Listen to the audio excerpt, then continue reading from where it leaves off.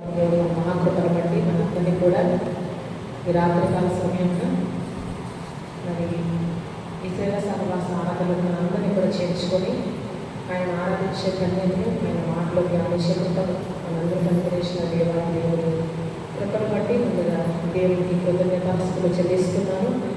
అలాగే కూడి వచ్చిన మీ అందరికీ కూడా ప్రతి ఒక్కరికి పేరు పేరున ప్రభు పేట తెలియజేస్తున్న అందరికీ వందనాలండి. ఒకసారి చదవండి మొదటి భాగాన్ని 20వ వచనంలో, కలుగజేసిన వాడా బ్రతికించడు. చాలా ప్రార్థన చేసుకున్నాం. దయచేసి ప్రతి ఒక్కరు కూడా తల నుంచి ప్రార్థన ఏమించండి. పరిశుద్ధ తండ్రి కృపగల మా దేవ దయగల మా రాజ్యాన్ని సత్య దేవుడమైన మా ప్రభుత్వం మళ్ళీ అత్యధికంగా ప్రేమించిన మా ప్రేమ స్వరూపమైన మా తండ్రి మీ పరిశుద్ధమైన నామైన శ్రేష్టమైన నామానికి స్తోత్రాలు చెల్లించుకుంటున్నాం ప్రభా. మీ మహాకృపను బట్టి ఇంతవరకు తండ్రి ఆరాధనని నోటి చేర్చుకొని మీ నామాన్ని స్తుతించే కృపను అనుగ్రహించినందుకు మీకు స్తోత్రాలు ప్రభా. విధమైన మీ మాటలు తండ్రి మేము ధ్యానించబోతుండగా ప్రభువా మీరే మా మధ్యలోకి దిగి వచ్చి మా అందరితో స్పష్టంగా మాట్లాడమని ప్రార్థిస్తున్నాం. అందరినీ కృష్ణుడిని మీ చేతులకు అప్పగిస్తున్నాం ప్రభువా. వారందరినీ ఇప్పుడు మీ ఆత్మతో అభిషేకించండి. వారి హృదయాలు తండ్రి మీ వాక్యాన్ని వినడానికి తండ్రి ప్రభా మీరు సిద్ధపరచండి ప్రభా. అలాగే తండ్రి మాట్లాడబోతున్న ప్రభా సంపూర్ణంగా మీ శ్లోచనను బలపరచమని ప్రార్థిస్తున్నాము. అయ్యా మరి నా మాటలు కాదు కానీ నా పలుకు నా ఆలోచన నా తలపులు కాదు కానీ ప్రభుత్వ మీ ఆత్మను సంపూర్ణంగా అభిషేకించి అయ్యా మీరు మాట్లాడాలంటున్న మాటలు తండ్రి నా హృదయంలో మీకు ప్రభువా మా అందరితో మీరే మాట్లాడి సమస్త ఘనత మహిమా ప్రభావములు మీ పరిశుద్ధమైన నామానికి ఆరోపించుకోండి. యేసు అతి పరిశుద్ధ నామం ద్వారా ఈ ప్రార్థనకి వేడుకొచ్చిన తండ్రి ఆమేన్. అనేకమైన కఠిన బాధలను మాకు కలగజేసిన వాడ నేను మరలా మమ్మను బ్రతికించను. మరలా అన్న మాట మనం చూసినట్లయితే కీర్తనకారుడు దేవుని యొక్క శక్తిని బట్టి ఆ మాట మాట్లాడుతూ ఉన్నాడు కదండి. మరలా అంటే ఎటువంటి స్థితిలో ఉన్నదానికైనా దేవుడు మరలా ఏమివ్వగలడంట? జీవాన్ని ఇవ్వగలడు.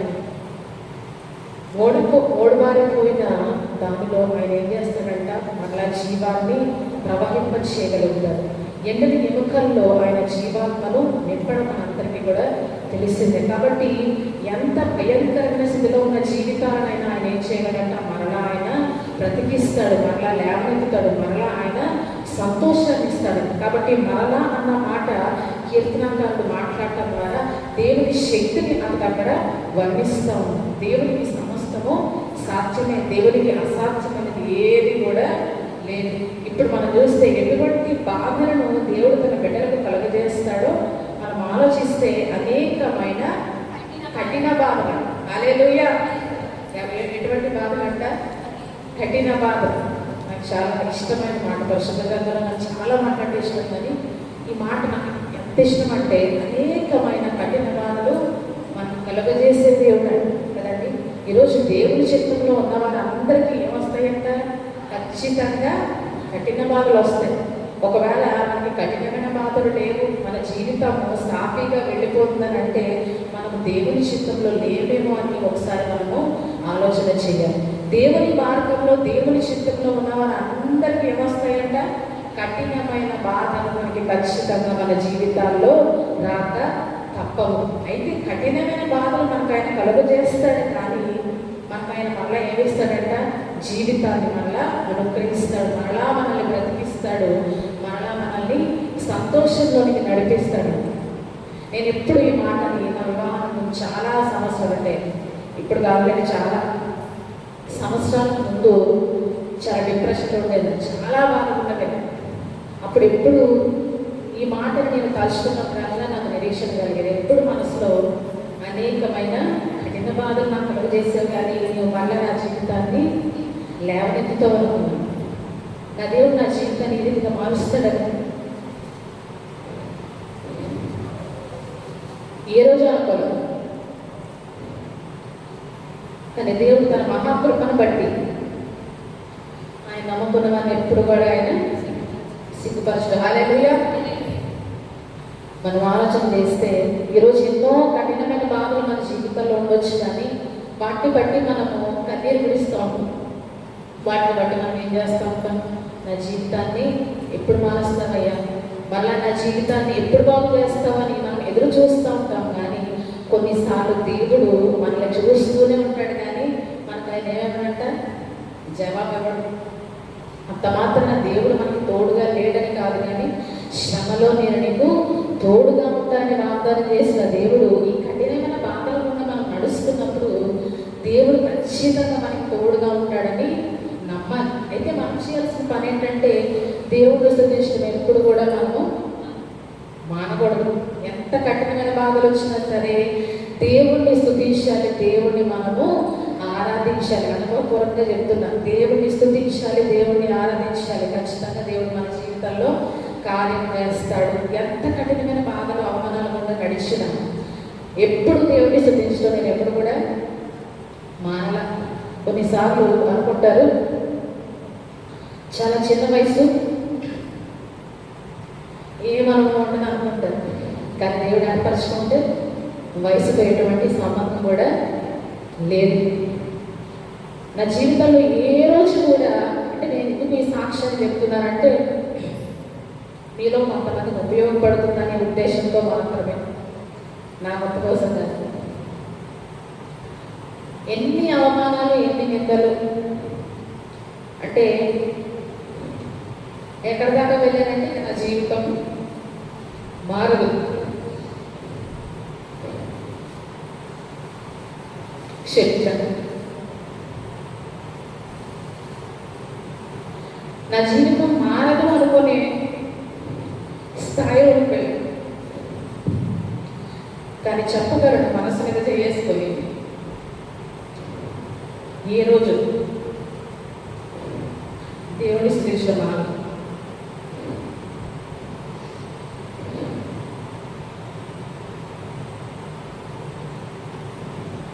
గంటలు గంటలు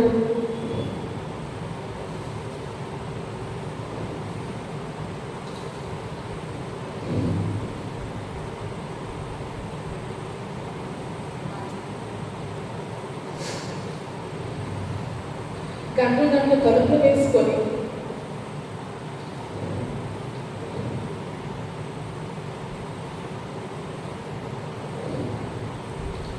ఏడుస్తూ గట్టి గట్టిగా దేవుణ్ణి స్తుతించిన రోజు నా జీవితంలో ఉన్నాయి.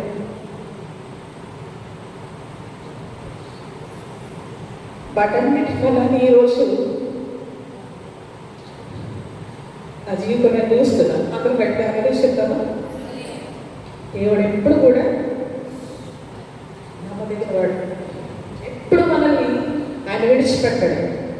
అనేకమైన కఠిన బాధలు కలుగజేసిన వాడు అన్న వచనము నేను జ్ఞాపకం చేసుకున్నప్పుడు నాకు చాలా సంతోషం కలిగేది. ఎందుకంటే నేను దేవుని జీవితంలో ఉన్నా, దేవుని మార్గంలో ఉన్నాను కనుక ఈ శ్రమలు, ఈ అవమానాలు, ఈ బాధలు నా జీవితంలోకి వచ్చాయని ఎప్పుడు కూడా అనుకుంటూ దేవుని స్తుతించడం వల్ల అయితే దేవుడు నా జీవితాన్ని మారుస్తాడని నాకు తెలియకుండానే ఆయన స్థితించుకుంటా నేను ఉండలేకపోయినా. ఎందుకంటే ఈ లోకంలో నాకు ఏదుగా లేకపోయినా పరలోక రాజ్యం ఉంటాను. అందరు బట్టి ప్రతిదినం కూడా ఒకవేళ అవ్వాలి నా జీవితంలో ఏ సంతోషం లేకుండా చేసినా పరలోక రాజ్యం నా దేవుడు ఇస్తాడు అని ఒకే విశ్వాసంతో తలుపులు మూసుకొని ప్రార్థన చేసేదాన్ని. కానీ ఇంత ఫలాన్ని దేవుడు నాకు ఇస్తాడు అని ఇప్పుడు కూడా అనుకోలేదు. మరి ఎంతమంది అనుకుంటున్నా నాకు తెలియదు, కానీ మా పాత అంతకుముందు చేసిన చర్చిలో అయితే పాప ఆశ్రమం గారి లైఫ్ చాలా రిచ్ లైఫ్, మంచి భర్త, కుమార్తె, సంతోషం, ఆనందం. ఈమెకి ఏంటి తక్కువ? ఆశ్రమం గారి లైఫ్ అనుకుంటాను. కానీ దాని వెనకాల ఎంత బాధలు ఉంటానని నడిపించాడు. నా జీవితంలో ఎన్నటికీ నేను మర్చిపోను. అయితే ఇప్పుడు బాధలు ఏమంటే పిల్లలతో ఉంటాం, బాధలు ఎక్కువ ఖచ్చితంగా ఉంటాయి. చాలామంది అనుకుంటారు ఎందుకంటే ఎంత పరిచయం అయినా చేస్తారు, ఏ బాధలు, ఏ శోధనలు, ఏ వేదన అనుకుంటారు. కానీ మిమ్మల్ని బలపరచడమే మా పని కాబట్టి మా శోధనలు మీతో ఎప్పుడు కూడా పంచుకో. మా శోధనలో దేవుడు పాస్టర్ గారికైనా నాకైనా ఆ ఫ్యామిలీ పేరు కూడా చాలాసేపు ఉంటుంది. పిల్లలు పడుకుని పోతారు, మేము అలా దేవుడిని స్తుతిస్తూనే ఉంటాం. పాస్టర్ గారిని చాలామంది అనుకుంటారు వీళ్ళే ప్రార్థన చేస్తారు చిన్న వయసు. ఎందుకు ఈ మాటలు చెప్తున్నానంటే మీరు మాదిరిగా తీసుకోవడం కోసం శోధనలో దేవుని స్తుతించడం మాకు తెలుసు.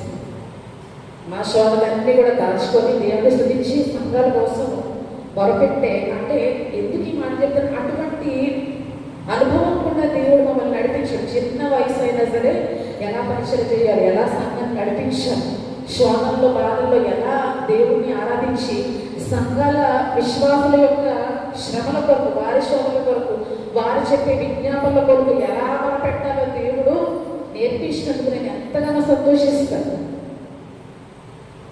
ఎందుకంటే సమర్పణ లేని పరిచయం ఎప్పుడు కూడా అది దేవుని దృష్టిలో వ్యర్థమైంది. కానీ నేను ఎప్పుడు అనుకుంటాను, నాకు ఇచ్చిన భర్తను బట్టి కూడా దేవుని స్తుతిస్తాను. గొప్ప బహుమానాన్ని నా కొరకు ఆయన ఏర్పాటు చేశాడు కాబట్టి చాలా భయంకరమైన శోధనలు కూడా నన్ను నడిపించాడు. కానీ ఇప్పుడు మరలా నా జీవితంలో ఆయన సంతోషాన్ని ఇచ్చాడు. ఇది ఎందుకు నేను చెప్తున్నానంటే ఒకవేళ మీ జీవితంలో కఠినమైన బాధలు కూడా వెళ్తున్నారేమో దేవుడు మరలా మనం ఏం చేస్తాడంట, బ్రతికిస్తాడు. మరలా మనకి ఆయన సంతోషాన్ని ఇస్తాడు. మరలా ఒక నూతన అధ్యాయాన్ని మన జీవితంలో ఆయన తెరుస్తాడు. కానీ ముందు ఆయన అది చేయాలంటే మనం ఏం చేయాలంట, దేవుణ్ణి స్తుతించడం ఎప్పుడు కూడా మానకూడదు. మానని స్తుతి ఆరాధన మనం ఎప్పుడు కూడా దేవునికి చెల్లించే వారం ఉండాలి. ఇప్పుడు ఖచ్చితంగా మనం ఆయన దృష్టిస్తాడు. మనకి ఒకవేళ నేను చెప్పినట్టు ఏది ఉన్నా లేకపోతే ఏముంటుందంట, పరలోక రాజ్యం ఖచ్చితంగా వస్తుంది. అది అపవాది మనకి ఇవ్వకుండా దేవుడు అపవాది ఆపలేడు. ఒకవేళ కొన్ని శోధనలు ఉన్న అపవాది మనల్ని నడిపిస్తాడేమో, అపవాది కొన్ని శోధనలు ఉన్న మనల్ని వెళ్ళేలా చేయొచ్చు. కానీ ఏదున్నా ఏది లేకపోయినా మనకి కన్ఫామ్ ఏంటంటే పరలోక రాజ్యం కన్ఫామ్. దాన్ని బట్టి ఖచ్చితంగా ప్రతిదిన మనం ఏం చేయాలంట, దేవుడిని స్తుతించాలి, స్తుతించాలి, స్తుతించాలి. అప్పుడు ఖచ్చితంగా ఏదో ఒక రోజు దేవుడు మనల్ని దృష్టిస్తాడు. శత్రుఘ్న విషయంలో అబద్ధగోలు మమ్మల్ని రక్షించినా రక్షింపకపోయినా మేమైతే మీరు చెప్పిన పని చెయ్యము అని వారు అన్నారు. గల కారణం ఏంటి, పరలోక రాజ్యం వారికి కన్ఫామ్. హల్లెలూయా.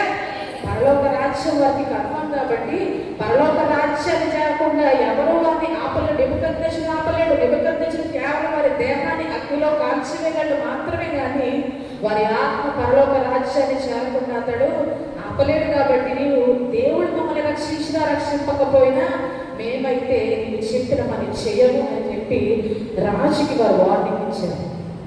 కాబట్టి మనము ఒక్కటి గుర్తుపెట్టుకోవాలి, ఒకవేళ భయంకరమైన రోగాలు ఈరోజు మన సంఘాల్లో కూడా చాలా బాధపడుతున్నాను నేను. మన సంఘాలు కోసం విజ్ఞాపన చేసేటప్పుడు బాధగలుగుతాం. వారి నోటి నిండా నవ్వుగల చేతులు. ఎందుకంటే అనుభవించకపోయినట్టు కొన్ని బాధలు అనుభవపూర్వకంగా దేవుడు నడిపిస్తాడు. కొన్ని అనుభవించకపోయినా ఎంత బాధపడుతూ ఉంటారో విశ్వాసం నాకు బాగా తెలుసు. ఎంత బాధలు కూడా వెళ్తున్నారో నాకు తెలుసు.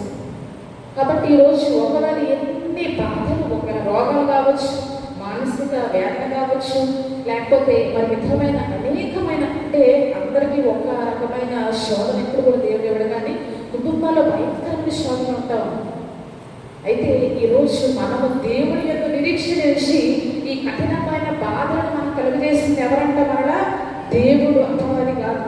అపవాది పెట్టే వాటన్నిటికీ దేవుడు అంగీకరించకపోతే అంతకు నేను చెప్పినట్టుగా అవి మన జీవితాల్లోనికి రానే రావు. అందుకని కీర్తనకారుడు అపవాది అని చెప్పట్లేదు కానీ ఏమంటాడు, అనేకమైన కఠిన బాధలు మాకు కలుగజేసిన వాడ నీవే మమ్మల్ని బ్రతికిస్తావు. ఎందుకంటే నీవే ఈ బాధలు మాకు కలుగజేస్తావు కాబట్టి మరలా ఈ బాధల్లో నుంచి నీవే మమ్మల్ని లేవనెత్తుతావు అని అంటా ఉన్నాడు. కాబట్టి అపవాదిని మధ్యలో మనం తీసుకురావడం మానేసి ఈ కఠినమైన బాధలు దేవుడే మనకి కలుగజేస్తాడని మనం నమ్మగలిగితే ఖచ్చితంగా మనం నిరీక్షించగలుగుతాము, దేవుని స్తుతించగలుగుతాం, దేవుని ఆరాధించగలుగుతాం. మనం బహుమానం కొరకు మర్చిపోయి దేవుని స్తుతించాలి. ఎందుకంటే బహుమానాన్ని చూస్తూ ఉన్నాం అనుకోండి, ఆలస్యమయ్యే కొద్దీ మన స్తుతి యాగం తగ్గిపోతూ ఉంటుంది కదండి. బహుమానం కోసం స్తుతించామంటే ఏదో ఒక రోజు మన నోట్లో నుంచి వచ్చే స్తుతికి దేవుడు ఏమైపోతుందంటే అక్కడ స్టాప్ పడిపోతుంది. కానీ బహుమానం కొరకు ఎదురు చూడకుండా ఒక్క బహుమానం ఏంటంటే అది పరలోక రాజ్యం. నాకు పరలోక రాజ్యం ఉంది అన్న ఒక్క విశ్వాసంతో మనం దేవుడిని స్తుతించగలిగితే ఖచ్చితంగా దేవుడు మన జీవితాన్ని మారుస్తాడు. ఎందుకంటే ఆయన నమ్మదగిన దేవుడు. ఎంత కఠినమైన బాధలు కూడా మనం ఈరోజు వెళ్తున్నప్పటికీ మరలా ఆయన మనల్ని బ్రతికించడానికి, సంతోషపరచడానికి, మరలా లేవనెత్తడానికి, హెచ్చైన స్థానంలో మనల్ని నిలవబెట్టడానికి ఆయన ఇష్టపడే దేవుడుగా ఉన్నాడు. కాబట్టి మనము దేవుడిని స్తుతించడం ఈ కఠినమైన బాధల గుండా వెళ్తున్న సమయంలో ఎప్పుడు కూడా మనము ఆపకూడదు. మరి ముఖ్యంగా దేవుడు నన్ను విడిచిపెట్టడానికి మనం ఎప్పుడు కూడా ఈ కఠినమైన బాధల్లో వెళ్తున్నప్పుడు అనుకోకూడదు. చాలా మంది కఠినమైన బాధలు ఎప్పుడైతే వచ్చాయో దేవుడు నన్ను విడిచిపెట్టాడు అనుకుంటారు. కానీ అసలు వాస్తవానికి రివర్స్లో మనం చేసుకోవాలి. కఠినమైన బాధలు రాకపోతే దేవుడు నన్ను విడిచిపెట్టాడు అనుకోవాలి. వస్తే అనుకోకూడదు కదండి. వస్తే ఖచ్చితంగా దేవుడి చిత్తంలోనే మనం ఉన్నాము. ఎందుకంటే ఆయన చిత్తంలో ఉన్న వారందరికీ కఠినమైన బాధలు ఖచ్చితంగా వస్తాయి. కఠినమైన శ్రమలు, భయంకరమైన అవమానాలు, నిందలు. భక్తుల జీవితాలు చూస్తేనే మనకి చాలా స్పష్టంగా దావీదు భయంకరమైన బాధలు అనిపించాడు. ఒక రాజు స్థానాన్ని పొందుకునే ముందు భయంకరమైన అవమానాలు, బాధలు, మరణాపాయం. మరణాపాయం అంటే మరణపాయం ఎంత భయంకరమైనదండి. ఆ మరణపాయాన్ని అనుక్షణం కూడా అనుభవిస్తూనే ఉన్నాడు. సౌలు చేతులు ఎప్పుడు మరణిస్తారా, సౌలుని ఎప్పుడు చంపేస్తారా అని చెప్పి మరణపాయాన్ని అనుభవిస్తూనే ఉన్నాడు. కఠినమైన బాధల గుండా దావీదు జీవితాన్ని కావచ్చు, లేకపోతే యోసేపు జీవితాన్ని, యాకోబు జీవితాన్ని, భక్తులందరి జీవితాన్ని కఠినమైన బాధల గుండా నడిపించాడు. కానీ దేవుడు వారిని ఏం చేశాడు? మరలా ఆయన బ్రతికించాడు, మరలా లేవనెత్తాడు, మరలా ఉన్నతమైన స్థానాల్లోనికి వారిని ఆయన నిలవబెట్టాడు.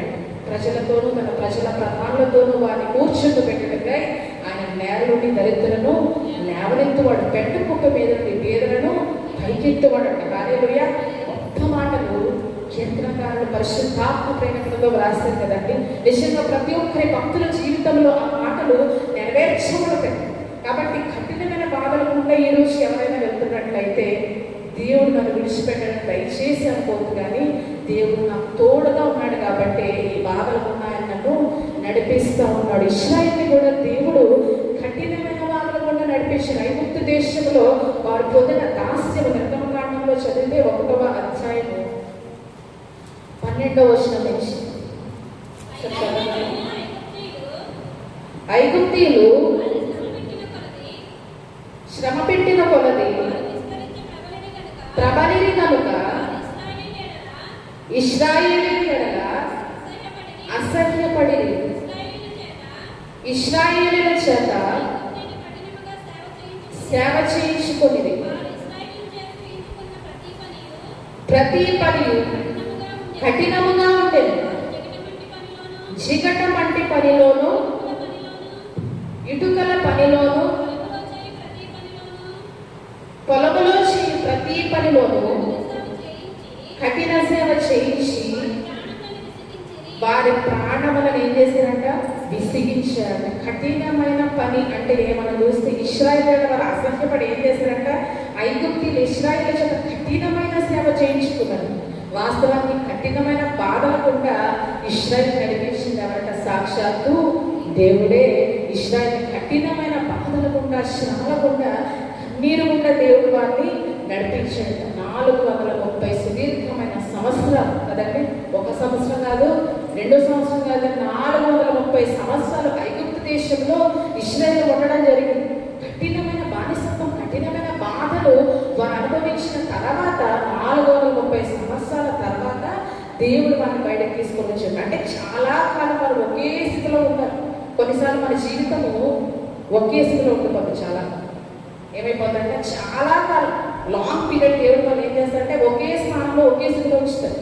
అప్పుడు మనం అనుకుంటాము నా జీవితము మాట్లాడితే చాలా కాలం ఒకే స్థితిలో ఉంటుంది, హెచ్చుతగ్గులు అటు పెరగదు ఇటు తగ్గదు, ఒకే స్థానంలో ఒకే స్థితిలో నేను ఉంటున్నానంటే బహుశా దేవుడు నా జీవితంలో పని చేయట్లేదు, దేవుడు నా జీవితంలో కార్యం చేయట్లేదు, నా జీవితము ఎప్పటికీ మారదనుకున్నాను. కానీ కొన్నిసార్లు ఇక్కడ ఇశ్రాయేలు కూడా చాలా కాలం ఉంచాడు కదండి.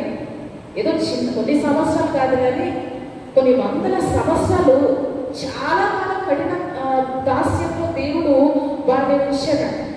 కొన్నిసార్లు ఇంగ్లీష్లో ఒక సేమ్ కూడా ఆయన ఐడల్ ప్రైజ్ రిలీజ్ వర్క్షాప్ అంటే ఒక మన ఖాళీగా ఉన్న బుర్రలో ఏదో ఒక ఆలోచన వస్తూనే ఉంటుంది. మన మైండ్ ఎప్పుడైతే ఖాళీగా ఉంటుందో, మన మైండ్ ఎప్పుడైతే ఈ బుర్రలో ఏమీ లేనప్పుడు ఏదో ఒక దురాలోచనలు వస్తూ ఉంటాయి. ఇశ్రాయేలు కూడా ఇక్కడ ఐగుప్తు దేశం నుంచి బానిసత్వ దేశం నుంచి విడిపించబడిన తర్వాత ఇశ్రాయేలు గురించి గ్రంథకర్త అంటాడు, వారు తినటము త్రాగుటము కూర్చొని ఆడుటకు లేచారు, ఎందుకంటే వారు ఖాళీగా ఉన్నారు. ఇక్కడ ఐగుప్తు దేశంలో అయితే చాలా భయంకరమైన శ్రమలు అనుభవించారు. అసలు ఖాళీ వారికి లేదు, అసలు రెస్ట్లెస్గా పని చేశారు కదండి. ఏమేమి పనులు అంట, జిగట వంటి పని, ఇటుకల పని, పొలంలో చేరు, ప్రతి పని వంటి ఎన్నో పనులు ఐగుప్తులు వారికి అప్పగించారు. అంటే ఖాళీ లేని కఠినమైన సేవ వారు చేశారు. కానీ ఎప్పుడైతే దేవుడు ఐగుప్తు దేశం నుంచి బయటికి తీసుకొని వచ్చాడో వారికి చక్కగా ఆహారం సిద్ధపరచుకోవాల్సిన అవసరము లేదు. ఏ పని కూడా దేవుడు వారికి అప్పచెప్పలేదు, భారాన్ని దేవుడు వారి మీద మోపలేదు. వారు చేసిన ఒకే ఒక పని ఏంటంటే మేఘస్తంభం కదిలినప్పుడు ఆ మేఘస్తంభాన్ని బట్టి వారు ప్రయాణం చేయడం కదండి. రాత్రి అగ్నిస్తంభంలో వారు ఆగి విశ్రాంతి తీసుకుని వారు చేసిన పని ఏదైనా ఉంటే అది కాలినడకన ప్రయాణం చేయడమే తప్ప బట్టలు ఉతుక్కోవాల్సిన పని కూడా వారికి రాలేదు కదండి. వారి బట్టలు మాయలేదు, వారి చెప్పులు కూడా చినిగిపోలేదని గ్రంథకర్త జ్ఞాపకం చేసినట్టు ఏ పని కూడా లేకుండా దేవుడు వారికి చక్కటి ఒక సంతోషాన్ని ఇచ్చిన సమయంలో ఖాళీగా ఉన్నప్పుడు వారు చేసిన పని ఏంటంటే ఒక బంగారు కూడా చేయించుకొని తినటప్పుడు త్రాగటం కూర్చొని వారు ఆడుటకు లేచారు. ఈరోజు దేవుడు కొన్నిసార్లు మన జీవితాల్లో ఖాళీ ఉంచదు. అబ్బా నాకు ఖాళీ లేదు, ఒకసారి నేను అనుకుంటున్నాను అసలు ఖాళీ ఉండదని అనిపిస్తూ ఉంటుంది. చాలాసార్లు అనుకుంటాను, రెస్ట్లెస్గా ఉంటుంది. కొన్నిసార్లు రోజంతా అసలు నిద్ర కూడా ఉన్నట్టు. అంటే ఎందుకు దేవుడు మన జీవితాన్ని అలా నడిపిస్తాడంటే, ఖాళీగా ఉన్నామంటే అది మన జీవితానికి కొన్నిసార్లు ప్రమాదకరంగా మారుతుంది. ఖాళీగా ఉంటే మనకు వచ్చినాక కొన్నిసార్లు తప్పిపోయే ప్రమాదం ఉంటుంది. దేవుడికి విరోధమైన పాపం చేసే ప్రమాదం ఉంటుంది. హవ్వ ఆదాములు కూడా ఏదేదో తోట ఎలా ఉన్నారంట, ఖాళీగా ఉన్నారు కదండి. బయటకు వచ్చిన తర్వాత అయితే ఆదాముకు ఒక పని, హవ్వకు ఒక పని అప్పచెప్పాడు.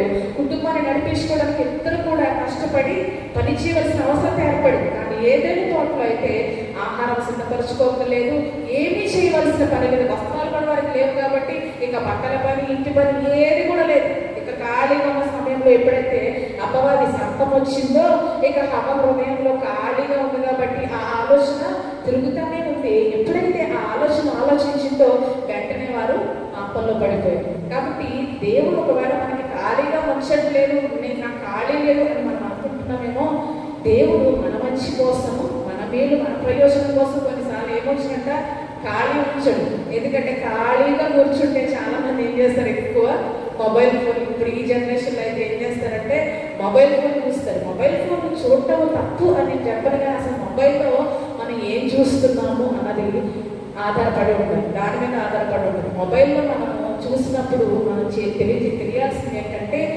దేవుని ఆత్మకు నన్ను ఏదైనా దూరం చేసేది ఉంటే అది మనం ఎంత మాత్రం కూడా మొబైల్ ఫోన్లో మనము చూడకూడదు. మన ఆత్మీయతలో తప్పిపోతాము అనుకున్నది ఏది కూడా మొబైల్ ఫోన్లో మనం చూడకూడదు. ఎందుకంటే కన్నులు ఖచ్చితంగా మన శరీరం అంతటిని కూడా ప్రభావితం చేస్తే, దేహమునకు దీపము కన్నే కనుక నీ కన్ను తేటగా ఉంటే నీ దేహం అంతా కూడా వెలుగుమయంగా ఉంటుంది. కాబట్టి మన కన్నులతో ఏం చూస్తున్నామో అది చాలా చాలా మన శరీరం అంతటిని ఆలోచనలు కూడా ప్రభావితం చేస్తుంది. కాబట్టి ఖాళీగా ఉన్నప్పుడు కూడా మనం ఏం చేయాలంట, దేవునికి అనుగుణమైన జీవితాలు జీవించే వారంగా ఉండాలి. కొన్నిసార్లు అయితే దేవుడు ఖాళీ వచ్చాడు అనుకుంటున్నామేమో, దేవుడు అది మన ప్రయోజనార్థము చేస్తూ ఉన్నాడని కూడా మనం ఈరోజు తెలుసుకోవాలి. ఇశ్రాయేలు కూడా కఠినమైన బాధల గుండా నడిపించినప్పుడు వారు మొరపెట్టారంట దేవునికి కదండి. అయ్యో ఈ బాధ, ఈ వేదన నుంచి మమ్మల్ని తప్పించు ప్రభు అని వారు దేవునికి మొరపెట్టారు. మొరపెట్టినప్పుడు దేవుడు వారికి ఖచ్చితమైన జవాబునిచ్చి ఆ భయంకరమైన బానిసత్వంలో నుంచి వారిని బయటికి తీసుకురావడం ద్వారా దేశాలన్నీ కూడా ఇశ్రాయేలు వైపు తీరు చూసాయి. వారి పట్ల ఆ కార్యం ఎందుకు దేవుడు జరిగించాడు, కఠినమైన బాధల గుండా వారిని ఎందుకు నడిపించాడు అనంటే, దేవుడు ఎప్పుడైతే ఐగుప్తు దేశంలో నుంచి ఇశ్రాయేలు బయటకు తీసుకొచ్చాడో అప్పుడు దేశాలన్నీ కూడా ఇశ్రాయేలు వైపు తీరు చూస్తాయి. వారి దేవుని యెహోవాను మహిమపరచేయండి. తుదకు మనల్ని ఎందుకు కఠిన బాధల గుండా నడిపిస్తాడంట? ఆయన నామానికి మహిమ తెచ్చుకోవటానికి. మన జీవితాల ద్వారా దేవుణ్ణి మహిమపరచడం కంటే మనకు అంతకంటే ధన్యత మన జీవితానికి ఏది కూడా ఉండదు కదండి. బహుశా చాలా దేశాలు అనుకుని ఉండొచ్చు 430 సుదీర్ఘ సంవత్సరాలు ఐగుప్తు దేశంలో ఉన్నప్పుడు ఇక జీవిత కాలం ఇశ్రాయేలు తరతరాలు కూడా ఐగుప్తుల బానిసత్వంలోనే ఉంటారు అని అందరూ అనుకుని ఉంటారు. ఇశ్రాయేలు కూడా నిరీక్షణ కోల్పోయి ఇంత సుదీర్ఘమైన సంవత్సరాలు ఇప్పుడు ఉన్నాము, ఇందులో నుంచి బయటికి మేము వెళ్ళగలుగుతామా లేదా అని ఒక ఆలోచన వారి హృదయంలో వచ్చి ఉండొచ్చు. కానీ అందరి అంచనాలను కూడా తారుమారు చేసి తన సేవకుడైన మోషేను పంపించి ఆయన ఐగుప్తు దేశంలో నుంచి యుద్ధ కాలంలో ఇశ్రాయేలును ఆయన బయటికి నడిపించడం ద్వారా ప్రపంచ దేశాలన్నీ కూడా ఇశ్రాయేలుని తీరు చూస్తాయి. వారి దేవుడైన యెహోవాను కూడా అవి తీరు చూస్తాయంట. దేవుడు మన జీవితాల్లో కొన్నిసార్లు కొన్ని కార్యాలు ఎందుకు చేస్తాడంటే, కొన్ని కఠినమైన బాధలు కూడా ఎందుకు నడిపిస్తాడంటే మన జీవితాన్ని బట్టి నేను చెప్పినట్టుగా చాలా కాలం ఏమైపోతాం, మనం ఒకే స్థితిలో ఉండిపోతాం కదండి. చాలా కాలం ఒకే స్థానంలో దేవుడు ఇస్తాడు. అప్పుడు మన జీవితాన్ని చూసిన ప్రక్కవారు ఏమనుకుంటారంటే మీరు ఇందులోంచి ఖచ్చితంగా బయటికి రాలి, చాలా కాలం నుంచి ఈ బాధల గుండా మీరు వెళ్తున్నారు కాబట్టి మీరు జీవితాలు ఎప్పటికీ ఇంతని మనల్ని చూసిన ప్రతి ఒక్కరు అనుకోవచ్చు. అఫ్కోర్స్ మనం కూడా కొన్నిసార్లు ఇంకా నా జీవితము అంటే చాలా కాలం ఎప్పుడైతే బాధను ఫేస్ చేసామో ఇంకా నా జీవితం మారదు, ఇంకా నా జీవితం ఇంతే అని మనం కూడా అంచనా వేస్తాం. కానీ ఈరోజు మన అంచనాలు అందరి అంచనాలు కూడా తారుమారు చేసి మన జీవితాన్ని మార్చడం ద్వారా, మనల్ని బ్రతికించడం ద్వారా, లేవనెత్తడం ద్వారా మనల్ని అన్నవారు అందరూ కూడా మన వైపు తేరి చూసి ఆశ్చర్యపడే స్థానంలోనికి మనల్ని ఆయన తీసుకొని వెళ్తాడంట. తద్వారా దేవుని నామం అక్కడ ఏమవుతుంది? మహిమపరచబడుతుంది. ఆయన నామానికి మహిమ కలుగుతుంది. 1వ దినవృత్తాంతాల గ్రంథంలో దావీదు భక్తుడు ఒక మాట అంటా ఉంటాడు. 1వ దినవృత్తాంతాల 17వ అధ్యాయం 20వ వచనం ఒకసారి చదువు. యెహోవా విన్నదంతయు నిజము, నీ వంటి వాడెవడూ కూడా లేడు, నీవు తప్ప మరి ఏ దేవుడును లేడు. జనము భూలోకమందు ఏది? ఐగుప్తులో నుండి విమోచించిన నీ జనుల ఎదుట నిలువనీయక అనేక జనములను తోలివేసినందువలన పేరు తెచ్చుకొంటివి. వారిని స్వంత జనులగునట్లు వారిని విమోచించుటకై బయలుదేరితివి. ఏంటంటే ఆయన అనేక జనములను ఇశ్రాయేలు నుండి తోలివేసినందువలన ఆయన ఏం తెచ్చుకున్నాడంట? మహాభయంకరమైన పేరు తెచ్చుకున్నాడు. చివరికి ఆయన చేసిన మహాకార్యాల సూచక్రియలన్నింటినీ జరిగించి ఇశ్రాయేలు బయటికి తీసుకురావడం వల్ల దేవుని నామానికి మహా భయంకరమైన పేరు వచ్చింది. చివరికి ఈరోజు మన వ్యక్తిగత జీవితాల ద్వారా కూడా దేవుడు ఏం తెచ్చుకుంటాడంటే ఈరోజు మహిమను తెచ్చుకోవాలనుకుంటున్నాడు. కాబట్టి ఒక మహాభయంకరమైన పేరు ఆయనకి రావాలంటే మనల్ని నేను కూడా నడిపించాలంట.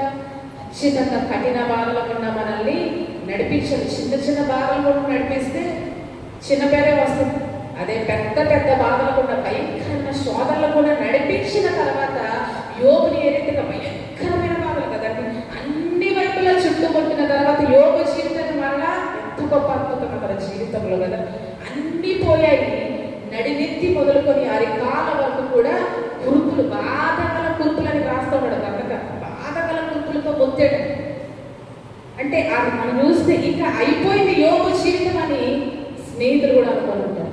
కానీ అందరి అంచనాలు తారుమారు చేసి మరలా ఒక కొత్త జీవితాన్ని, నూతన జీవితాన్ని యోగు గారికి ఇవ్వడం ద్వారా ఆయన నామాన్ని ఏం తెచ్చుకున్నాడంటే మహాభయంకరమైన పేరు ఆయన తెచ్చుకున్నాడు. కాబట్టి ఈరోజు మనం ఒకవేళ ఈ కఠినమైన బాధల గుండా వెళుతున్నట్లయితే మన జీవితాల ద్వారా మహాభయంకరమైన పేరు తెచ్చుకోవడానికి దేవుడు ఏం చేస్తున్నాడంట? ఈ బాధల గుండా, కఠిన బాధల గుండా మనల్ని ఆయన నడిపిస్తూ ఉన్నాడు. కఠిన బాధల గుండా మనం నడిచినప్పుడు ఒక గొప్ప పేరు, గొప్ప మహిమ దేవుడి నామానికి కలుగుతుంది అని మనం జ్ఞాపకం చేసుకోవాలి. కాబట్టి అంతకంటే ధన్యత మన జీవితాలకు కూడా ఏదీ లేదు. కాబట్టి ఒక్కవేళ మన జీవితాల ద్వారా దేవుని నామానికి మహిమ కలిగిన తర్వాత మనం ఏం చేయాలంట, దానిని ఆ సాక్ష్యాన్ని మనం ఖచ్చితంగా కాపాడుకోవాలి. ఎల్లవేళ జీవితకాలం అంతా మన జీవితాల ద్వారా దేవుని నామానికి మహిమ చెల్లుతూనే ఉండాలి కదండి. వచ్చిన మహిమ మనలా పోగొట్టుకునే విధంగా మనం ఎప్పుడు కూడా ప్రవర్తించకూడదు. కానీ మన జీవితాల ద్వారా దేవుని నామానికి మహిమ కలిగిన తర్వాత ఆ సాక్ష్యాన్ని మనం తుది వరకు కూడా ఏం చేయాలంట, కాపాడుకోవడానికి మనము ప్రయత్నం చేయాలి. యోహాను సువార్తలో మనం చూస్తే ఒక గుడ్డివాడు కనపడతాడు. 9వ అధ్యాయం యోహాను రాసిన సువార్త 1వ వచనం నుంచి చదవండి. ఆ మార్గమున పోవుచుండగా కనపడెను ఆయన శిష్యులు, బోధకుడా వీడు గ్రుడ్డివాడై చేసెను, వీడా వీని కన్నవారా ఆయన అడుగగా యేసు వీడైనను కన్నవారైనను పాపము చేయలేదు గాని దేవుని క్రియలు ప్రత్యక్షపరచబడుటకే వీడు గ్రుడ్డివాడుగా పుట్టెను. ఏంటంటే వీడైనను వీని కన్నవారైనను పాపము చేశారా అని అక్కడ శిష్యులు యేసుప్రభువుని అడుగుతా ఉన్నప్పుడు యేసుప్రభువు అన్న మాట ఏంటంటే, ఎవరూ పాపం చేయలేదు కానీ దేవుని క్రియలు వీని యందు ప్రత్యక్ష పరచబడుతుంది. అంటే పాపం చేయలేదంటే మరలా పాపం చేయలేదు అనుకోద్దు. ఎందుకంటే పాపము చేయని వారు ఎవరు కూడా ఈ భూమి మీద లేరు. అయితే యేసుప్రభువు యొక్క ఉద్దేశం ఏంటంటే, గుడ్డివాడిగా పుట్టడానికి గల కారణం వారి పాపం అయితే కాదు. ఎందుకంటే మన పాపాలను బట్టి మనకు ఆయన ప్రతిఫలం ఇవ్వలేదు కదండి. మన దోషాలను బట్టి మనకు ఆయన ప్రతీకారం చేయలేదు. కాబట్టి వీరు చేసిన పాపాల వల్ల అయితే అతను గుడ్డివాడిగా పుట్టలేదు అన్నది యేసుప్రభువు యొక్క ఉద్దేశం. అయితే ఎందుకు అతను గుడ్డివాడిగా పుట్టాడంట, దేవుని క్రియలు వీరి యందు ప్రత్యక్షపరచబడుటకి, అంటే దేవుని నామం తొదకు మహిమపరచబడటానికి అతను గుడ్డివాడిగా పుట్టాడని యేసుప్రభువు చెప్తా ఉన్నాడు. ఈ గుడ్డివాడు ఎవరంట, 8వ వచనం ఒకసారి చదవడమ్మా. కాబట్టి పొరుగువారును భిక్షకుడని చూచిన వారును వీడు కూర్చుండి భిక్షమెత్తుకొనివాడు కాడా అని ఎవరంట. ఈ గుడ్డివాడు ఏం చేస్తాడంటే భిక్షమెత్తుకోవడం ప్రారంభించాడు. వాస్తవానికి ఇతనికి తల్లిదండ్రులు ఉన్నారు, కానీ ఇతని స్థితిని గురించి దేవుడు ఇతని జీవితాన్ని బాల్యం మొదలుకొని ఎటువంటి బాధలకుండా నడిపించాడో నేను ధ్యానించాలని ఆశపడతాను. ఎలా పుట్టాడంట, గుడ్డివాడిగా పుట్టాడు కదంటే. చూపు లేకపోతే ఎలా ఉండదో మనకు కళ్ళు మూసుకొని ఒక్క నిమిషం ఉంటే తెలుస్తుంది.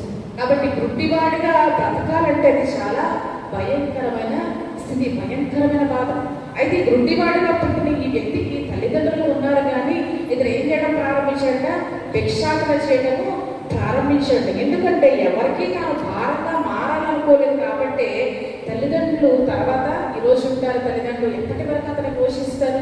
కాబట్టి ఎవరు కూర్చోబెట్టి ఇంట్లో పోషించే పని ఆ స్థితి అతనికి లేదు. కానీ గుడ్డివాడిగా ఉండి భిక్షాటన చేయడం అతడు ప్రారంభించాడంట. అంటే ఒక బాధ గుండా బాల్యం మొదలుకొని, పుట్టు గుడ్డివాడు కాబట్టి బాల్యం మొదలుకొని బాధ గుండా నడిచింది గుడ్డివాడైన వ్యక్తి. తల్లిదండ్రులు ఉన్నప్పటికీ తల్లిదండ్రులు లేనివాడిగా భిక్షమెత్తుకోవడం ప్రారంభించాడు. మనుషుల దయ కొరకు ఎదురు చూసిన వాడిగా ఉన్నాడంటే గుడ్డివాడు కదండి. వారు దయ చూపి ₹1 వేస్తే వస్తుంది, లేకపోతే అతనికి ఆ రోజు ఏవి కూడా ఉండదు. అంటే మనుషుల దయ కొరకు చాలా కాలము కనిపెట్టుకోవలసిన అవసరత ఈ గుడ్డివాడికి ఏర్పడింది. ఆ బాధలో ఆ వేదనలో ఉన్నప్పుడు యేసుప్రభువు అతనికి ఏమి ఇచ్చారంట, స్వస్థత ఇచ్చారు. అంటే ఈ కఠిన బాధ ఈ గుడ్డివాడి జీవితంలో ఎందుకు వచ్చింది అని మనం అర్థం చేసుకున్నట్లయితే ఒక సంతోషంలోకి ఆ గుడ్డివాడిని నడిపించుకున్నాయి. ఈరోజు కొన్నిసార్లు అనుకుంటా మనం కఠిన బాధలు శోధనలు ఎప్పుడు చూసినా శ్రమలేంటి ప్రభావ, ఎప్పుడు చూసినా ఎందుకు శ్రమలు అని మనం అనుకుంటాం. కానీ అసలు శ్రమలు లేకపోతే దేవుడిచ్చే సంతోషంగానే మనకు అనిపించింది కదండి. ఎప్పుడు సంతోషంగా వెళ్ళామనుకోండి అసలు సంతోషంగా అనిపించదు. బాధల గుండా వెళ్ళినప్పుడు సంతోషం యొక్క విలువేంటో మనకి అర్థమవుతుంది కదా. కఠినమైన బాధల గుండా వెళ్ళిన తర్వాత మనకి ఏమర్థమవుతుంది, దేవుడు దీవెనిచ్చినప్పుడు ఆశీర్వాదం సంతోషాన్ని మనము హృదయపూర్వకంగా అనుభవించగలుగుతాం. ఒకవేళ ఈ బాధలే ఈ వేదనలే లేకపోతే లేకపోతే దేవుడిచ్చే సంతోషాన్ని మనస్ఫూర్తిగా మనం ఎంత మాత్రం కూడా అనుభవించడం ఇది ఒక ఆశీర్వాదం, ఇది ఒక దీవెన అన్నట్టు అనిపిస్తుంది. కానీ ఎప్పుడైతే ఈ బాధలు కూడా మనం వెళ్తామో నిజమైన సంతోషం మన జీవితంలో కలుగుతుంది. బబులోను చెర నుంచి ఇశ్రాయేలు బయటకు వచ్చినప్పుడు కూడా వారి నోటి నిండా ఏముందంట? నవ్వుంది. వారి నాలుక ఆనందగానంతో నిండి ఉన్నది. అంటే అంత ఆనందగానము స్తుతిగానము వారు ఎలా చేయగలిగారు అని అంటే కఠినమైన బాధ బబులోనులో వారు అనుభవించారు కాబట్టి సంతోషం యొక్క విలువను వారు తెలుసుకోగలిగారు. దేవుడు వారిని బయటికి తీసుకొని వచ్చినప్పుడు ఆ నిజమైన సంతోషాన్ని వారు ఆస్వాదించగలిగారు. కాబట్టి ఒక సంతోషం మన జీవితంలో నిజంగా అనుభవించి దేవుని యందు మనం నిజంగా కృతజ్ఞత కలిగి ఉండాలంటే మన జీవితంలో ఏవి రావాలంటే ఖచ్చితంగా బాధలు అనేవి రావాలి. ఈ బాధల తర్వాత దేవుడు సంతోషాన్ని ఇచ్చినప్పుడు మనం చాలా హృదయమాన సంతోషించడానికి ఆస్కారం ఉంటుందంట. కాబట్టి ఈ గుడ్డివారికి ఈ లోపం ఉందంటే ఏంటంటే గుడ్డితనం ఇతని లోపం. మన జీవితాల్లో వేరే బాధలు దేవుడు మనకి ఇచ్చాడు. అయితే చాలా మంది ఈరోజు గుడ్డివారిగా పుట్టరు, కానీ అందరినీ దేవుడు గుడ్డివారిగా పుట్టించరు. కానీ ఒక్కొక్కరికి దేవుడు కొన్నిసార్లు కొన్ని లోపాల గుండా వారిని నడిపిస్తాడు. అయితే మనకైతే చూపు ఉండడం అనేది చాలా చిన్న విషయం, ఎందుకంటే మనకి లోపము లేదు కాబట్టి అది చాలా చిన్న విషయంగా పరిగణిస్తుంది. కానీ గుడ్డివారి జీవితంలో యేసు ప్రభువు చేసిన కార్యము అతన్ని ఎంతగానో సంతోషపరిచింది. ఎందుకంటే అతను పుట్టుకతోనే ఎలా పుట్టాడంట? గుడ్డివాడుగా అంధుడుగా పుట్టాడు. చూపు లేక ఎంతో భయంకరమైన వేదన గుండా అతడు నడిచాడు. తన యవ్వన కాలం వరకు కూడా మనుషుల దయ కొరకు ఎదురు చూసిన మనుషుడుగా ఈ వ్యక్తి ఉన్నాడంట. అయితే అనంతరం యేసు ప్రభువు అతనికి కన్నులు అనుగ్రహించినప్పుడు, చూపును దయచేసినప్పుడు, అతను దృష్టించడం అందరినీ చూడడం మొదలుపెట్టినప్పుడు అతని హృదయంలో ఒక గొప్ప సంతోషము ప్రారంభమైందంట. ఒక గొప్ప ఆనందం ప్రారంభమైంది. అప్పుడు పరిసయ్యులు లేకపోతే మిగతా వాళ్ళందరూ కూడా అతని వైపు తేరి చూడటం మనం చూస్తాం కదా. ఎంతో వర్షం మీద మనం చదువుకున్నాం కదా, పొరుగువారు వాడు భిక్షకుడు అని అంతకుముందు చూసిన వారు ఏమనుకుంటారంట? వీడు కూర్చుండి భిక్ష వెతుకున్నవాడు కాడా? హల్లెలూయా. అంటే మనుష్యులందరూ కూడా అతని వైపు తేరి చూసే విధంగా ఈ గుడ్డివాడి జీవితంలో దేవుడు స్వస్థత కార్యాన్ని, అద్భుత కార్యాన్ని జరిగించాడంటే దానికి చెప్పినట్టుగా కఠినమైన బాధలకుండా నడిపించి దేవుడు మనల్ని సంతోషంలోనికి నడిపించినప్పుడు మనుష్యులందరూ కూడా ఏం చేస్తారంటే మన వైపు వారు తేరి చూడటం ద్వారా దేవుడి నామానికి తనకు మహిమ కలుగుతుంది. ఈ గుడ్డివాడిని ఏం చేస్తారంటే వారందరూ కూడా తేరి చూస్తారంట. వీడైనా భిక్ష ఎత్తుకుంది, వీడైనా గుడ్డివాడిగా కూర్చుందని చెప్పి వారందరూ కూడా ఆశ్చర్యపడటం ప్రారంభించినప్పుడు ఎవరికి మహిమ కలిగిందంట? యేసు ప్రభువు నామానికి ఘనత మహిమ కలిగాయి. కాబట్టి మనం ఈ గుడ్డివాడి జీవితం ద్వారా తెలుసుకోవాల్సిన విషయం ఏంటంటే ఈ గుడ్డివాడు ఎలాగైతే బాల్యకాలం మొదలుకొని బాధల గుండా నడిచాడో మన బాల్యం మొదలుకొని కొన్నిసార్లు దేవుడు బాధల గుండా నడిపిస్తాడు కదండి. బాల్యకాలం మొదలుకున్న నా జీవితంలో బాధలు లేవని చెప్పేవారు ఎవరు ఉన్నారా? బాల్యంలో నా జీవితంలో బాధలు లేవండి నాకైతే కాదు, చిన్నప్పటి నుంచి. ఎందుకంటే దేవుడు ఖచ్చితంగా మనల్ని బాధల గుండా నడిపిస్తాడు. ఒకవేళ బాల్యకాలం మొదలుకున్న జీవితం అంతా బాధలతోనే నడిపించాడు అని ఎవ్వరు కూడా విసిగిపోద్దు. కానీ దేవుడు ఏం చేస్తాడంటే మనల్ని మలుచుకుంటూ ఉన్నాడు కదండి. బాల్యకాలం మొదలుకొని ఏం చేస్తాడంట? మనల్ని మలుచుకుంటాడు. నేను నా తల్లి యొక్క స్తన్యపానం చేయించుండగా నీవే కదా నాకు నమ్మిక పుట్టించాడు. ఎలా నమ్మిక పుట్టించాడు? బాల్యకాలంలో శ్రమలకుండా నడిపించడం ద్వారా, ఇబ్బందులకుండా నడిపించడం ద్వారా దేవుడు మన జీవితంలో పనిచేసిన విధానాన్ని బట్టి మనకి ఏం కలుగుతుందంట? ఒక విశ్వాసము. దేవుడు నా జీవితంలో పనిచేస్తూ ఉన్నాడు, దేవుడు నన్ను నడిపిస్తూ ఉన్నాడు, దేవుడు నాకు తోడుగా ఉన్న ఒక విశ్వాసంలోనికి మనల్ని నడిపించడానికి ఆయన ఏం చేస్తారంట? బాధల గుండా నడిపిస్తాడు. ఈ గుడ్డివాడిని కూడా చిన్నప్పటి నుంచి పుట్టుకతో గుడ్డివాడిగా పుట్టడం ద్వారా ఏం చేస్తున్నాడంట? బాధ గుండా, వేదన గుండా నడిపిస్తూ ఉన్నాడు.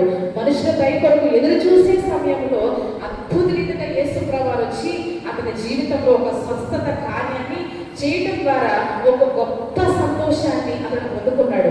అయితే అతను ఇస్తున్న సాక్ష్య పరిస్థితులు మిగతా వారందరూ కూడా అతని వైపు తేరి చూసినప్పుడు ఏమన్నాడంటే 9వ అధ్యాయం 24వ వచనం చదవండమ్మా. కాబట్టి వారు మనుషుని రెండవ మారు పిలిపించి దేవుని మహిమపరచుము, ఈ మనుషుడు పాపి అని వారితో చెప్పగా వాడు నేనెరుగను, నేను ఎరుగుదును, నేను గుడ్డివాడనై ఉండి ఇప్పుడు చూచుచున్నాను. ఎంత గొప్ప సాక్ష్యము ఈ మనుషులు ఇచ్చాడంటే, పరిసయ్యులు యేసుప్రభుని కోసం విచారణ చేసినప్పుడు యేసుప్రభుని దూషించాలని ఎంతగానో వారు ప్రయత్నించారు. కానీ ఇతను ఇస్తున్న సాక్ష్యం అంటే, ఒకప్పుడు కదండి ఆయన పాపియో కాడు ఎరుగను, కానీ ఒకటి మాత్రం నాకు తెలుసు, అది ఏంటంటే ఒకప్పుడు నేను ఏంటంటే గుడ్డివాడని, కానీ ఇప్పుడు చూచుచున్నాను. హల్లెలూయా. గొప్ప సాక్ష్యము అతను దేవుని కొరకు, యేసుప్రభుని కొరకు ఇవ్వడం జరిగింది. మనం ఆలోచన చేసి అతని తల్లిదండ్రులు కూడా భయపడతారు. వారికి వాస్తవం తెలుసు, సత్యము తెలుసు. యేసుప్రభువే వారి కుమారుని స్వస్థపరిచాడు, వారి కుమారుడు కనులు తెరిచిన సాక్షాత్తు యేసుప్రభు అనే విషయము తల్లిదండ్రులకు తెలిసిన వారు ఏం చేశారంట, యూదులు సమాజ మందిరం నుంచి వెలివేస్తారని భయపడి సత్యాన్ని మనసులోనే దాచుకొని, మాకు తెలియదు, వాడు వయస్సు వచ్చిన వాడు కాబట్టి వాడిని అడగండి అని చెప్పి తమ కుమారుని అడిగేలా వారు చేశారంట. కానీ తల్లిదండ్రులైతే సత్యాన్ని దాచివేశారు. కానీ ఏ వ్యక్తి అయితే కఠిన బాధలకుండా బాల్యం మొదలుకొని నడిపించబడ్డాడో, ఏ వ్యక్తి అయితే తన భవిష్యత్తు గురించి హృదయంలో ఆందోళన చెందాడో, ఏ వ్యక్తి తన పోషణ గురించి, రేపటి గురించి హృదయంలో చింతించాడో, తన గుడ్డితనం గురించి అనుక్షణం ఏ వ్యక్తి అయితే బాధపడుతూ ఉన్నాడో, ఆ వ్యక్తికి యేసుప్రభువు స్వస్థపరిచినప్పుడు అసలు యేసుప్రభువు కోసం మాట్లాడకుండా అతడు ఉండలేకపోయాడు. ఒకటి మాత్రం నేను ఎరుగుదును, నా కన్నులు తెరిచిన వాడు యేసు అని చెప్పాడంట. ఆయన దేవుని యొద్ద నుంచి దిగి వచ్చిన వారిని పరిశీలన బాహాటంగా ధైర్యంగా సాక్ష్యం ఇచ్చాడంట. ఎందుకు ధైర్యం అంటే, సమాజ మందిరంలో నుండి వెలివేయబడతారన్న భయము కూడా లేకుండా అది ఏం చేస్తున్నాడంట, యేసుప్రభువు కోసం ఏం సాక్ష్యం ఇచ్చాడంట, ఈయన దేవుని యొద్ద నుండి వచ్చిన వాడు కాని ఎడలా ఈయన ఏమి కూడా చేయలేడు, నన్ను స్వస్థపరిచిన వాడు ఆయనే కాబట్టి ఖచ్చితంగా ఆయన దేవుని యొద్ద నుంచి దిగి వచ్చిన వాడే అని రూఢిగా బాహాటంగా పరిశీలితులు సాక్ష్యం ఇచ్చాడంట. ఇంత తెగువ, ఇంత ధైర్యము ఈ గుడ్డివారి హృదయంలో ఎలా వచ్చాయంటే, అతను పొందుకున్న సంతోషము. ఎందుకంటే బాల్యం మొదలుకొని కఠినమైన బాధలకుండా, ఒక డిప్రెషన్ లేకపోతే ఒక ఆందోళన, ఒక చింత, ఒక వేదన కూడా దేవుడు అతన్ని నడిపించాడు. కాబట్టి ఎప్పుడైతే స్వస్థతని పొందుకుని లోకాన్ని చూడటం ప్రారంభించాడో అప్పుడు అతని హృదయంలో అపారమైన సంతోషము కలిగింది. సంతోషాన్ని హృదయపూర్వకంగా అనుభవించాడు. ఇక ఈ సంతోషం ముందు అతనికి ఏమి కూడా అనిపించలేదు. అందుకని యేసుప్రభువు గురించి బాహాటంగా సాక్ష్యం ఇచ్చి, నన్ను స్వస్థపరిచిన వాడు ఖచ్చితంగా ఆయనే అని చెప్పాడు. ఈరోజు గుడ్డివాడి సాక్ష్యం మనం చూస్తే, మన సాక్ష్యం ఏంటి, ఒకప్పుడు నేను గుడ్డివాడిని ఈ వ్యక్తి సాక్ష్యం ఇచ్చాడు. ఒకప్పుడు చాలా మంది జీవితాల్లో ఏవేవో సాక్ష్యాలు ఉంటాయి కదా. ఒకప్పుడు నేను ఎందుకు పనికిరాని, ఒకప్పుడు నేను జ్ఞానహీనురాలి, ఒకప్పుడు నేను బలహీనురాలి, ఒకప్పుడు మనుషులందరి చేత వెలివేయబడ్డదాన్ని, ఒకప్పుడు నేను రోగగ్రస్తురాలు, వ్యాధిగ్రస్తురాలు, ఒకప్పుడు నాకు నా జీవితంలో ఎటువంటి సంతోషం కూడా లేదు, ఒకప్పుడు నాకు వివాహం కాలేదు, ఒకప్పుడు నాకు అతిఫలం లేదు, ఒకప్పుడు నా జీవితంలో అన్ని ఆర్థిక ఇబ్బందులే. కానీ ఎప్పుడైతే నా దేవుడు నా జీవితాన్ని బాగు చేశాడు, నన్ను మరలా ఆయన బ్రతికించాడు, మరలా నా జీవితంలో దేవుడు సంతోషాన్ని ఇచ్చాడని మనము దేవుని గురించి సాక్ష్యం చెప్పే వారంగా ఉండాలి. సాక్ష్యం చెప్పడానికి కొంతమంది సిగ్గుపడతారు. కానీ ఈ గుడ్డివాడిని చూసి మనం నేర్చుకోవాలి. ఏంటంటే పరిస్థితి ఇక్కడి నుంచి మనం చర్చలోకి ఎవరో వెలివేరు కదండి. మనం ఆలోచన చేస్తే పరిస్థితులు వెలివేస్తాడని తెలిసి కూడా సాక్ష్యం ఇచ్చాడు బాహాటంగా. గుడ్డివాడైన ఈ భిక్షకుడు, ఒక భిక్షకుడు ఈ వ్యక్తి యేసుప్రభువు కోసం ధైర్యంగా సాక్ష్యం కలిగాడు. కానీ ఈరోజు సాక్ష్యాలు చెప్పడానికి కొంతమంది భయపడుతుంటారు, కొంతమంది అయితే ముందుకు వచ్చి సాక్ష్యం చెప్పడానికి భయపడతారు. కానీ దేవుడు మన జీవితాల్లో చేసిన కార్యాలను మనం ఎప్పుడు కూడా సిగ్గుపడకూడదు. బాహాటంగా మనం ఏం చేయాలంట, సాక్ష్యం చెప్పాలి. తప్ప దేవుని నామానికి ఏం కలుగుతుందంట, మహిమ ప్రభావములు కలుగుతాయి. మనం ఎప్పుడు కూడా సాక్ష్యం ద్వారా దేవుని నామాన్ని మహిమపరచడానికి సిద్ధంగా ఉండాలి. ఆ సాక్ష్యము ఖచ్చితంగా ఏదో ఒక హృదయాన్ని బలపరుస్తుంది. మగవాది మనల్ని అటకిస్తూ ఉంటాడు. ఎందుకంటే సాక్ష్యాల ద్వారా ఏమవుతారు, మనుషులు బలపడతారు. ఎందుకంటే వాళ్ళు ఏం కలుగుతుందంట, విశ్వాసం కలుగుతుంది. కాబట్టి మన సాక్ష్యం ద్వారా ఎవరో ఒకరు బలపడతారేమో. ఈ సాక్ష్యం చెప్పకుండా అబ్బాయి మనల్ని ఏం చేస్తున్నాడంటే, కొన్నిసార్లు సిగ్గు అనే ముసుగుతో మనల్ని అటకిస్తూ ఉంటాడు. కానీ గుడ్డివాడు బాహాటంగా పరిశీలన అందరూ ఎన్నో మార్లు విచారణ చేశారు కదండి. మరలా పిలిపించి దేవుని మహిమపరచు యేసుక్రీస్తుని స్వస్థపరిచిందని వారు ఎంతగానో తప్పుడు ప్రయత్నం చేశారు. కానీ గుడ్డివాడు ఒకే మాట మీద నిలబడ్డాడు. ఒకే మాట, వీరు ఆయన శిష్యులకు కోరుచున్నారని ధైర్యంగా అడిగినవాడు. నిజంగా ఎంత ధైర్యం, ఎంత తెగువ ఎలా వచ్చిందంటే కఠినమైన బాధల గుండా వెళ్ళిన తర్వాత ఒక గొప్ప సంతోషాన్ని దేవుడు తన హృదయంలో నింపటం ద్వారా ఇక యేసు ప్రభువు కోసం ఏదైనా చేయడానికి సిద్ధపడ్డాడంట. ఎంతవరకు యేసు ప్రభువుని తీసుకొని వెళ్ళారంటే ఆత్మీయ నేత్రాలు తెరవబడటం ద్వారా నీతో మాట్లాడుచున్న నేనే మనుష్య కుమారుని అని తన్ను తాను కనపరుచుకున్నప్పుడు అతడు వెంటనే గ్రహించి ప్రభువా అని చెప్పి రొక్కటం ప్రారంభించాడు. అంతవరకు ఒక భిక్షకుడికి మనం చూస్తే ఏ స్థితిలో ఉన్నాడంట, భిక్షాటన చేసుకునే స్థితిలో గుడ్డివాడు ఉన్నాడు. అటువంటి వ్యక్తికి యేసు ప్రభువారు కఠినమైన బాధలను తొలగించి సంతోషాన్ని ఇవ్వటం ద్వారా, మరలా బ్రతుకును మరలా నూతనమైన జీవితాన్ని ఇవ్వటం ద్వారా యేసు ప్రభువారి కోసం గొప్ప సాక్షిగా ఎప్పుడైతే మారాడో వెంటనే యేసు ప్రభువారు ఏం చేశారు, తన్ను తాను అతనికి కనపరుచుకున్నాడు. దేవుని కుమారుడి యందు విశ్వాసం ఉంచుచున్నాము. వెలివేయబడిన స్థితిలో యేసు ప్రభువుని కలుసుకున్నారు కదండి. యేసు ప్రభువుని మనం అనుసరిస్తా ఉన్నప్పుడు కొన్నిసార్లు మనుషులు వాళ్ళు ఏం చేస్తారు, వెలివేస్తారు కదండి, తృణీకరిస్తారు, విసర్జిస్తారు, మనల్ని నానా మాటలు అంటారు. ఇక్కడ పరిశీలన కూడా ఈ గుడ్డివాడిని ఆ రీతిగానే వెలివేస్తారు. వెలివేయబడిన స్థితిలో యేసు ప్రభువు అతను ఎదుర్కొని నీవు దేవుని కుమారుని యందు విశ్వాసం ఉంచుచున్నావంటే, ప్రభువా నేను ఆయన యందు విశ్వాసం ఉంచినకు ఆయన ఎవడయ్యా అంటే నీతో మాట్లాడుతున్నా నేనే ఆయన అనగానే వెంటనే విశ్వసించి ఆయనకు మొక్కటము ప్రారంభించండి గుడ్డివాడైన వ్యక్తి. కాబట్టి ఈరోజు కొన్నిసార్లు మనుషులకు భయపడతారు, అమ్మో యేసు ప్రభువుని అనుసరిస్తే ఒకవేళ తేటతెల్లగా నేను అనుసరిస్తున్నాను, ప్రతి విషయంలో ప్రత్యేకంగా ఉంటే మనుషులు ఏమనుకుంటారని కొన్నిసార్లు మనుషులు చాలా మంది భయపడుతూ ఉంటారు భక్తి చేయడానికి కదండి. భక్తి మార్గంలో నడిచేటప్పుడు మనుషులకి భయపడి కొన్నిసార్లు కొన్ని కార్యాలు మనం చేయటము మానివేస్తాం. బాహాటంగా ప్రార్థన చేయడం అంటే చాలా మందికి భయము. ఎందుకంటే మనం ఎక్కడ ఉన్నాం, హిందూ దేశంలో ఉన్నాం కాబట్టి చాలా మందికి బాహాటంగా ప్రార్థన చేయడానికి భయపడతారు. బాహాటంగా యేసు ప్రభువు యొక్క పరిశుద్ధ గ్రంథాన్ని ఎంతమంది చేతపట్టుకొని వెళ్ళే ధైర్యం ఉంది. కానీ ఈరోజు మనం వాటన్నింటినీ చేసినప్పుడు మనుషులు మనల్ని వెలివేసిన దేవుడు ఖచ్చితంగా మనల్ని ఆయన దృష్టిస్తాడు.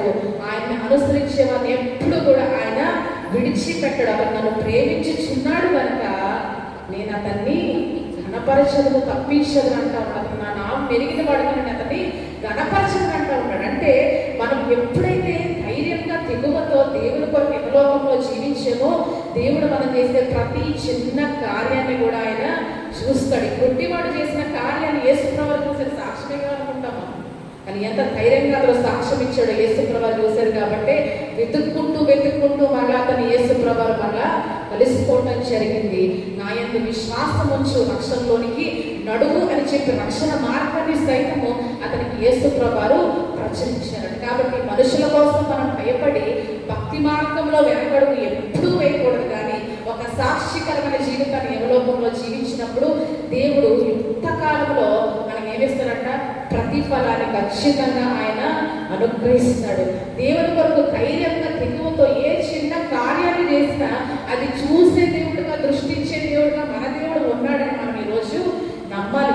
ఈరోజు కఠినమైన బాధల గుండా వెళ్తున్నప్పటికీ సాక్షికరమైన జీవితాన్ని మనం జీవిస్తే ఈ బాధలన్నింటి నుంచి ఒకనొక రోజు దేవుడు మనల్ని మరలా లేవనెత్తాడు. భూమి యొక్క అగాధ స్థలంలో ఏమంటాడు కీర్తనగాడు, భూమి యొక్క అగాధ స్థలంలో నుండి నీవు మరలా మమ్మను లేవనెత్తడు అంటాడు. అంటే ఎటువంటి స్థితిలోనికి మన జీవితాలు వెళ్ళిపోయినా, అంటే మారదు అనుకున్న స్థితిలోనికి వెళ్ళిపోయినా అక్కడి నుంచి కూడా దేవుడు ఏం చేస్తాడంట, పైకి లేపుతాడు. ఒక నూతన అధ్యాయాన్ని మన జీవితాల్లో ఆయన ఎప్పుడు కూడా తెరవడానికి సిద్ధంగా ఉన్నాడు.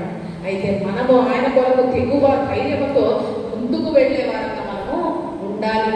మనం ఆలోచన చేస్తే పేతురు, యోహానులు, ప్రధాన యాజకులు, మహాసభ వారందరూ కూడా కూడి ఉన్నప్పుడు వారు ధైర్యంతో మాట్లాడినప్పుడు వారందరూ కూడా ఆశ్చర్యపడతారు. వారందరూ కూడా అపోస్తలుల వైపు తేరు చూస్తారు. వీరు తెలియని పామరులు కదా అని గ్రహించి వారి బోధకు, వారి వాక్చాతుర్యానికి వారు ఆశ్చర్యపడినట్టుగా గ్రంథకర్త తెలియజేస్తూ ఉంటాడు. అంటే ఒకప్పుడు పేతురు, యోహాను, అపోస్తలులు ఎవరంటే జాలర్లు కదండి.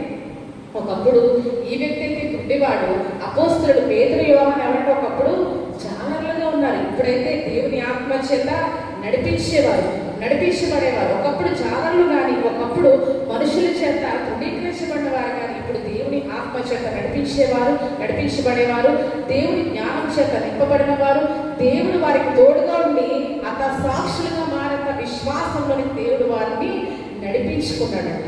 వారి వైపు ప్రజలందరూ కూడా తేరి చూడడానికి గల కారణం ఏంటంటే, ఒకప్పుడు వీరు చాలరు, ఒకప్పుడు వీరు విద్యని తామరులు కదా, ఇంత వాక్చాతుర్యం, ఇంత జ్ఞానము, ఇంత నడిపింపు వీరికి ఎక్కడి నుంచి వచ్చిందని వారు తేరి చూసే స్థితిలో అపోస్తలుని యేసు ప్రభువుని నిలవబెట్టుకున్నారు.